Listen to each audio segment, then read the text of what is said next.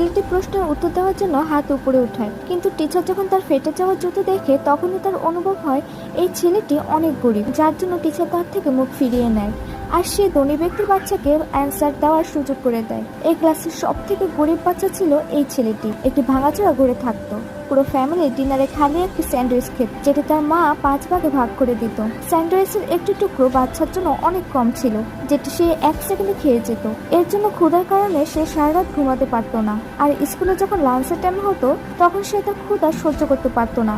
অন্য বাচ্চাগুলিকে খাবার খেতে দেখে সে তার ঠোঁট চাটতে থাকে। এই সময় তার ক্লাসমেট তাকে ঠোঁট চাটতে দেখে নেয় আর তার মজা উড়ায়। ছেলেটি তার ক্লাসমেটকে ইগনোর করার চেষ্টা করে। তখনই অন্য একটি ছেলে খাবারটি নিচে ফেলে দেয় আর ছেলেটিকে বলে এটিকে উঠিয়ে খেয়ে। এটি দেখে ছেলেটি রাগ হয়ে যায় আর তার ক্লাসমেটকে ঘুষি মেরে পালিয়ে যায়। তারপর সে কোনোদিন আর স্কুলে যায়নি। সে তার ক্ষুধা বক্সিং এর মধ্যে পার করে আর সে বড় হয়ে বড় বক্সিং চ্যাম্পিয়ন হয়ে যায়।